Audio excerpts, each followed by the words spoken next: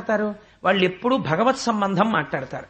కాబట్టి ఏమయ్యా, ఈ లోకంలో ఈ కాలములో మన మాంసనేత్రముతో చూడదగిన వాడై పరమాత్మ ఆవిర్భవించాడు. కృష్ణ పరమాత్మగా దినదిన ప్రవర్ధమానం అయ్యాడు. కంస సంహారం చేశాడు. ద్వారకానగర నిర్మాణం చేశాడు. తనని నమ్ముకున్న వారందరినీ రక్షించాడు అని కృష్ణుడి యొక్క కథలు వాళ్ళు చెప్తున్నారు. భీష్మకుడు వింటున్నాడు. పిల్ల మనస్సు ఎవరి యందు చేరింది? కృష్ణుడి యందు చేరింది. అది నువ్వు రుక్మిణీ కళ్యాణం కథగా వింటే నీకు వచ్చే ప్రయోజనం తక్కువ. నీ ఇల్లు ఎలా ఉండాలో నువ్వు చూసుకోవాలి. నీ ఇంటికి వచ్చేవాళ్ళు ఎవరై ఉండాలి? నీ ఇంటికి వచ్చేవాడు 15 నిమిషాలు మాట్లాడితే కనీసంలో కనీసం ఒక 5 నిమిషాలు భగవత్ సంబంధమో పిల్లలు విన్నా పనికొచ్చే మాటలో మాట్లాడేవాడై ఉండాలి.